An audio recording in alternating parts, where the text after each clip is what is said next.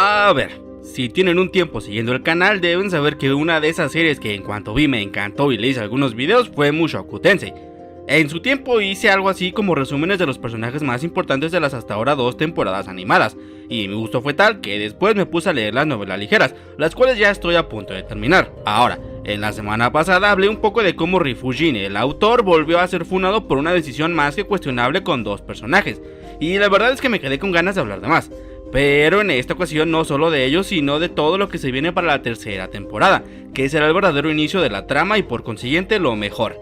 Por lo que en esta ocasión haremos un resumen de lo más destacado de lo que se supone que tendríamos que ver, con eso de que los estudios hacen algunos cambios, pero bueno, antes de comenzar les recuerdo que si no han leído las novelas, este video estará lleno de spoilers, así que advertidos están. Ahora sí, sin más que decir, vayamos a verlo. Y por cierto, como esto solo tiene algunas ilustraciones especiales, el video será del anime en general.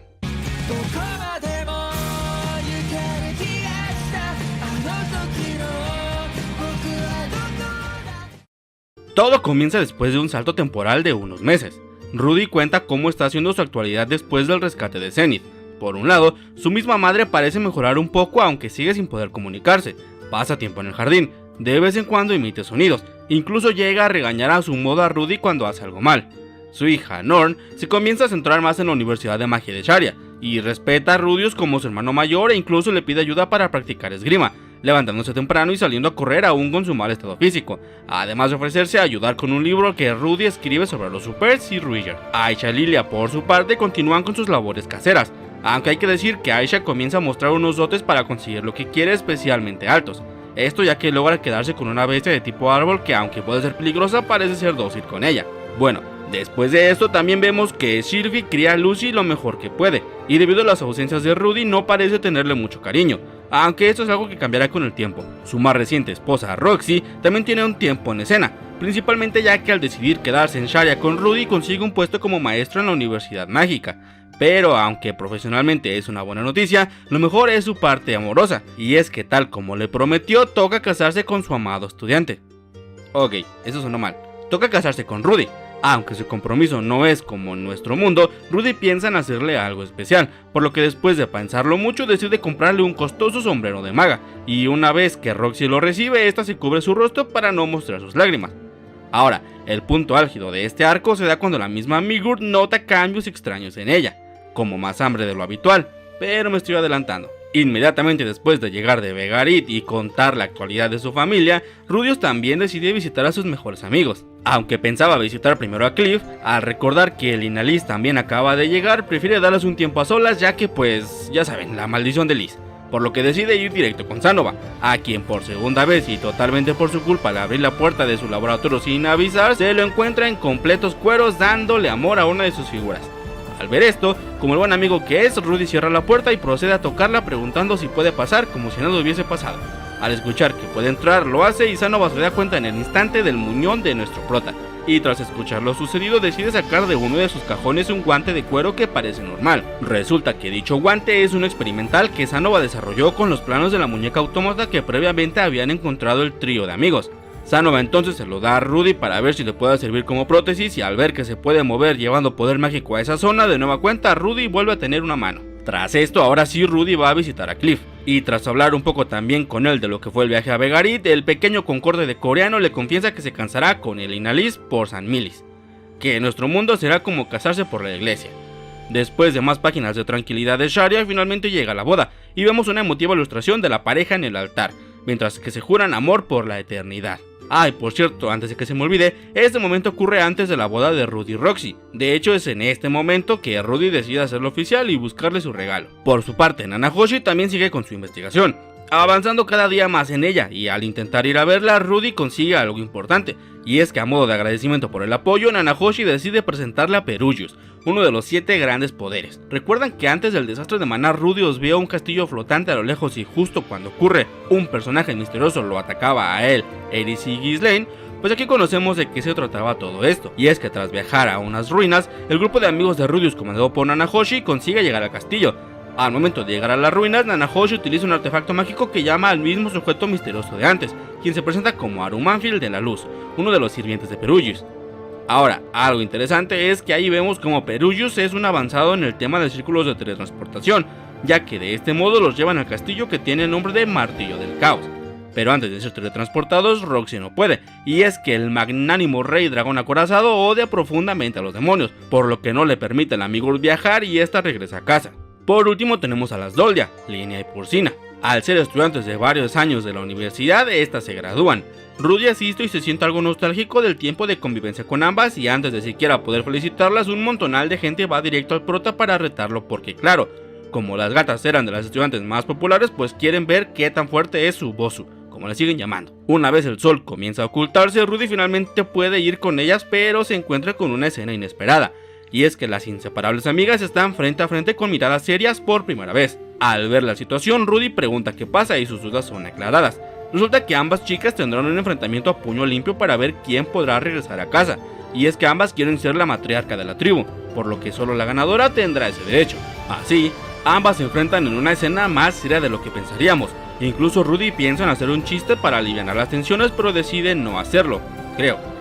Bueno, el resultado podría sorprender a más de uno, por lo que para no spoilear todo no diré quién sale victoriosa. Solo puedo decir que sí que es una escena algo emotiva y la perdedora se va con un plan en mente para vivir de ello, además de que ambas se separan sin despedirse. Ahora sí, con lo más relevante dicho, es hora de pasar a lo importante. En el resto del tiempo pasan cosas más cotidianas como Rudy queriendo hacer una empresa de figuras de colección, Ariel comenzando a planear su regreso a Azura, los cumpleaños de Norn y Aisha, Roxy hablando con Sylphie de un extraño bulto en su abdomen y demás nimiedades. Un día y completamente de la nada, Rudius vuelve a ver a Hitogami, que para ese entonces ya había pasado cerca de un año del regreso de Pegarid, por lo que ambos deciden hablar de lo ocurrido. Rudy, como ya es costumbre, sigue dudando de lo que el dios dice, pues como sabemos sus consejos tienden a ser ambiguos. Hablan de los posibles cambios en la historia si se hubiera quedado en Sharia y le cuenta que el grupo de Paul tarde o temprano habría logrado rescatar a Zenith, por lo que Rudy se pone algo triste, pero aparte de eso, Hitogami le vuelve a dar un consejo más.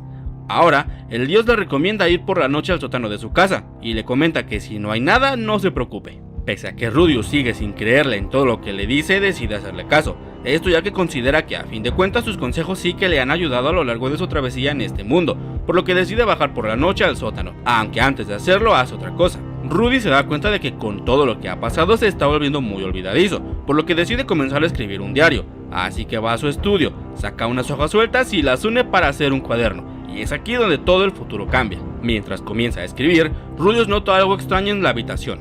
Siente algún tipo de presencia como si alguien lo observara, y después de unos segundos aparece algo increíble. Un sujeto de avanzada edad está sentado en el centro de la habitación con un orificio gigante en el estómago.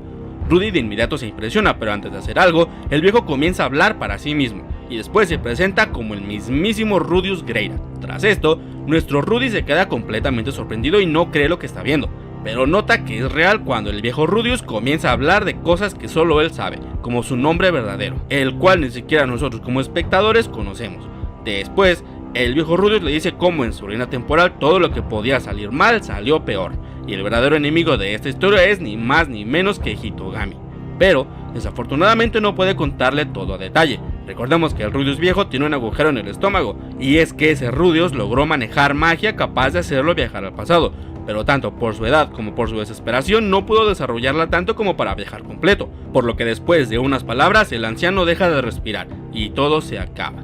No sin antes darle a Rudy el mismo diario que esa noche había comenzado a escribir. Después de esto, nuestro protagonista aprovecha que no hay nadie despierto para enterrarse a su yo del futuro en el jardín, y una vez termina se dispone a leer su diario. Así que ahora sí, vamos a lo más sanguinario de la obra y espero que por favor sea animado para mostrarnos la crueldad del futuro. Todo comienza esa misma noche, cuando Rudius, haciendo caso al consejo de Hitogami, decide bajar al sótano para ver qué pasa, pero como ya había advertido el dios, no pasa nada. Solo una rata que escapa al momento de abrir la puerta, por lo que Rudius regresa a dormir y sigue su rutina normal. Unos días después, cerca de su hogar se comienzan a dar los rumores de una extraña enfermedad que deja petrificadas a sus víctimas, esto tras encontrar gatos convertidos en cristal.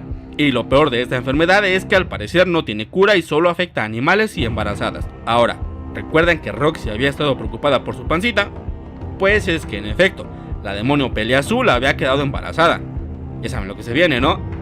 Resulta que después de que Rudius bajara al sótano, la rata que huyó era transmisora de esa extraña enfermedad, y tras huir terminó dando con la cocina, donde mordió algo de las sobras de la comida.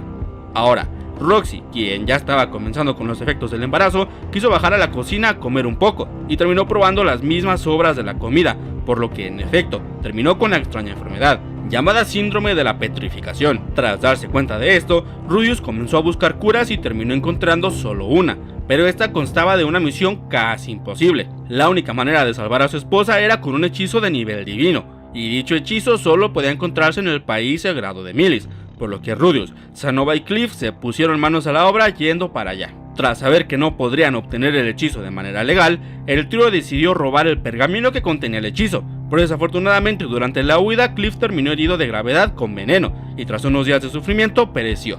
A pesar de esto, Rudius y Sanova regresaron a Sharia, pero la noticia que terminó de hundirlo fue que llegó demasiado tarde. Roxy, su esposa, había perecido también y se había convertido en cristal. Tras esto, todo fue de mal en peor. El Inalis, al ver lo que había pasado, golpeó a Rudius y se fue para siempre de Sharia, estando también embarazada, y nuestro protagonista se sumió en una fuerte depresión, cayendo en la bebida. Ahora, aquí quiero abrir un inciso, y es que el punto en el que se quedó el anime, es decir, con Sylvie aceptando a Roxy como segunda esposa, fue algo muy criticado diciendo que la elfa no tenía amor propio, pero la realidad es que tiene su explicación. Sylvie conocía bastante a Rudy y sabía que este mismo era alguien muy sentimental, así que consideraba que en caso de aceptar a otra mujer en la familia, esta tenía que tener un vínculo sentimental fuerte con el prota, por lo que decidió aceptar a Roxy sabiendo que esta era una persona especial para Rudy. Entonces ahora sí, volviendo a la actualidad, Rudius seguía perdido en la tristeza de perder a la Pelea Azul, y aunque Sylvie trataba de apoyarlo, esto no surtía efecto. Una noche, mientras Rudius seguía bebiendo hasta perderse, cometió otro de sus más grandes errores. Pasó la noche con una cariñosa. Al llegar a casa, Sylvie inmediatamente se dio cuenta de su olor a mujer, y a diferencia de lo que fue con Roxy, el haberla engañado con una tipa random fue la gota que derramó el vaso. Al despertar, ya no habían rastros de Sylvie. Su ahora ex esposa había desaparecido por completo. Al buscarla desesperado, Rudius se dio cuenta de que la princesa Ariel y Luke tampoco estaban. Así es, el pequeño ejército de la princesa se había levantado en armas por el trono de Azura, con Sylvie entre sus filas. Una decisión terrible. Esto creo que no se cuenta como tal, pero es fácil darse cuenta de lo que pasó. Tras sentirse traicionada, Sylvie acudió con Ariel por ayuda y la princesa, con tal de alejarla del protagonista, comenzó su revolución.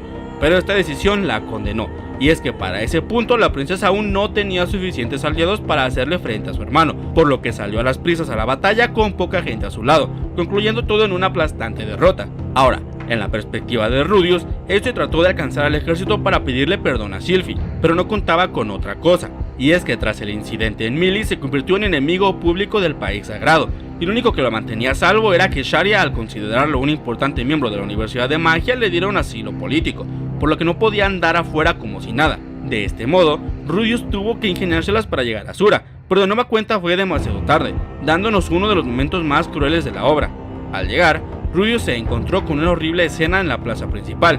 Los cuerpos de los renegados sin vida yacían en exhibición al público, y entre ellos se encontraba el de su esposa. Junto al de Luke, el cuerpo de Sylvie estaba sin un brazo y con la cara completamente desfigurada tras recibir pedradas de la gente que los llamaba traidores, y esto le quitó el resto de humanidad que le quedaba a Rudius, pues tras verlo recitó en silencio un hechizo de fuego que terminó calcinando a todos los asistentes del lugar, convirtiéndolo ahora en un asesino. Después de esto, Hitogami volvió a hacer acto de presencia, y solo lo hizo para burlarse de él a carcajadas. Su plan había salido perfecto. Todo este tiempo le hizo creer a Rudius que era su aliado, pero su verdadero objetivo era eliminarlo del camino, ya que aún más en el futuro nuestro prota se convertiría en un problema para él. Tras esto, Rudius juró vengarse y se sumió en un fondo de odio y rencor, y se puso manos a la obra para tratar de llegar a su plano existencial. El problema con esto es que prácticamente nadie tenía idea de quién era Hitogami, por lo que Rudius comenzó a viajar por todo el mundo buscando pistas y a su vez enfrentándose a un montón de personas, consiguiendo enemigos por todos lados. Esto hasta que llegó a las ruinas del agente dragón, donde en restos de pinturas notó un ser parecido a su enemigo, y de este modo comenzó a investigar sobre la cultura dragón y terminó desarrollando la magia para viajar al pasado. Pero claro, el problema era que la cantidad de maná requerida era tal que ni él mismo, aún con su gran reserva, podía conseguirlo. Por esto, cuando llegó tenía el gran agujero en su estómago.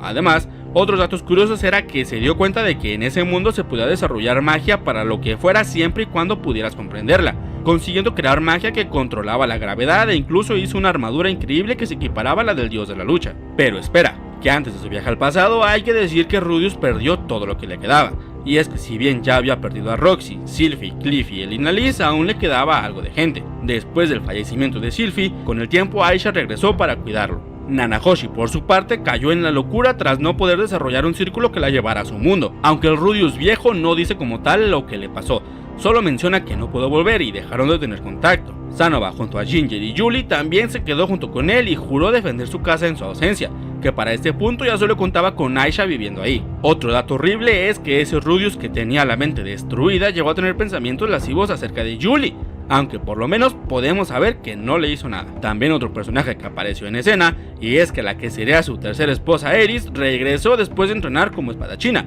pero el problema era que la pelirroja no sabía expresarse con las palabras, por lo que su único modo de contacto con Rudeus era retándolo a duelos y persiguiéndolo a todos lados, algo que le hacía creer al protagonista que solo quería pelea, no consiguiendo hacer las paces hasta que un día, en un enfrentamiento con la reina demonio Atoferatofer Rivak, Rudeus estuvo a punto de palmarla hasta que la misma Eris se cruzó en el medio salvándolo pero pereciendo en batalla, y fue así en ese momento que Rudeus se dio cuenta de que ella aún lo quería. Por último, recuerden que Rudeus era un enemigo público de la iglesia de Milis, pues volvieron. Un día cuando nuestro protagonista regresaba a casa, se encontró con una escena desgarradora. En la puerta que daba al sótano yacía el cuerpo de Sanova, completamente calcinado, y una vez Rudeus bajó, se encontró con los cuerpos desmembrados de Aisha, Julie y Ginger, terminando así con lo último que le quedaba, dejando en claro que el premio de Aisha y Sanova por ser los personajes más fieles de Rudeus fue su muerte. Después de esto, Rudeus buscó y persiguió a los perpetradores del crimen, que fueron un tipo de ninjas de Milis, y los cazó a todos, para posteriormente viajar al pasado y avisarle a nuestro Rudeus que no hiciera caso a Hitogami, comenzando con la mejor parte de la obra. Y ya después de este acontecimiento, Rudeus se volvió paranoico, volvió a ver a Hitogami, quien lo amenazó con exterminar a su familia si no derrotaba al dios Dragon Oster, y vimos el segundo enfrentamiento entre ambos, que dependiendo de la recepción que tenga este video, también puede hacer uno hablando de la espectacular pelea. Si es así, déjenmelo en los comentarios. Entonces con esto cerramos el video de hoy. Espero que te haya gustado y te recuerdo que si quieres saber más de algún otro personaje, si le dejas tu recomendación en los comentarios, así como tu suscripción y like para seguir ayudando a crecer a este humilde canal.